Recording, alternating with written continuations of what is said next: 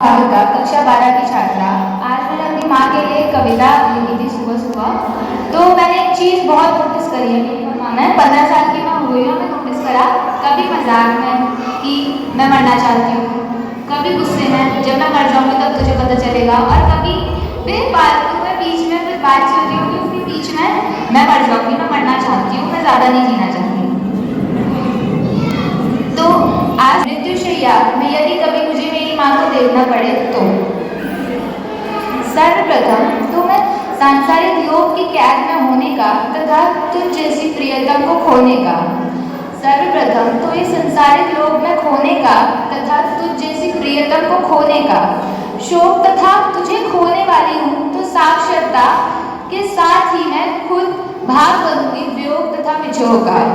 तो अब जैसे तुम्हारी हम सब अपनी मम्मियों को बहुत ही अच्छा मानते हैं, अब कभी अचानक से हमें पता चले कि भाई हमारी मम्मा की अब बहुत डेथ बहुत पास है, तो एकदम से बुरा सबको लगता है।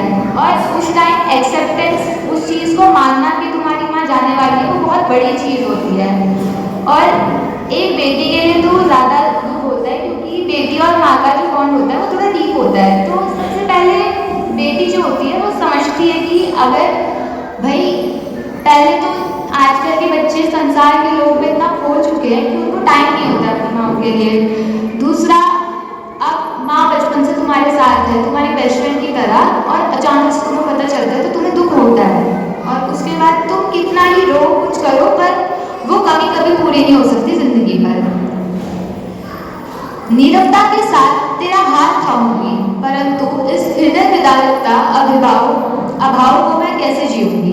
फिर याद आएगी तेरी वो ममता, तो उस मृत्युशैया मैं तेरे साथ जाने के लिए भगवान से लड़ूंगी। अब इस चीज को एक्सेप्ट करना तो बहुत हार्ड है, पर अगर एक तरीके से किसी ने मान लिया कि हाँ अब हमारी माँ जाने वाली है, तो उसके बाद दिल में वो होता है कि बहुत बुरा लगता है। तो उस समय एक बेटी को कितना बुरा लगता है वो मैंने यहाँ दिखाने की कोशिश की है कि अचानक से अगर तुम्हें पता चलता है कि तुम्हारी माँ जाने वाली है, तो तुम्हें याद आएगा कि उनकी ममता कैसी थी, वो तुम्हारे साथ कैसे रहते थे, तुम कैसे खेला करते थे।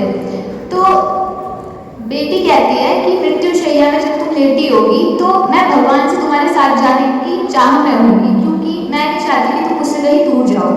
और ये एक बेटी के लिए बहुत दुख की बात होगी कि अगर उसको कभी पता चले कि तुम्हारी माँ अब दुनिया से जाने वाली है। होगा ये किसी के लिए बस एक पहलू, पर बस आखिरी बार तेरे उस आत्म संबंध के साथ तो रह लूं। होगा ये किसी के लिए बस एक पहलू, पर बस आखिरी बार तेरे उस आत्म संबंध के साथ तो रह लूं। अब माँ मेरी है, किसी के लिए सिर्फ एक औरत होगी, पड़ोसी, किसी की दोस्त, तो ज़्यादा बुरा नहीं लगता है, पर मेरे लिए तो मेरी माँ है, तो मुझे ये चीज़ समझने में थोड़ा समय लगेगा। और उनकी आत्मा के साथ रहना, शरीर तो छोड़ के चले जाएगा पर आत्मा तो मेरे साथ हमेशा रहेगी ना।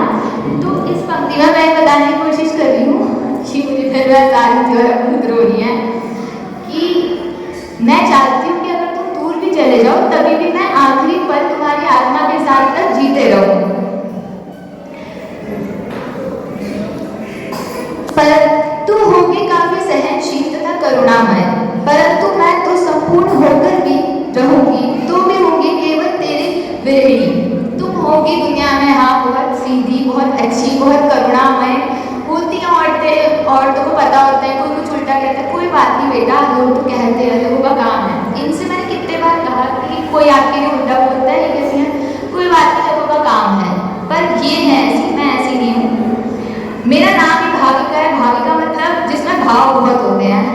तो मेरे लिए इस चीज़ को एक्सेप्ट करना, कभी अगर मुझे अचानक से पता चले तो वो बहुत हार्ड होगा। तो इस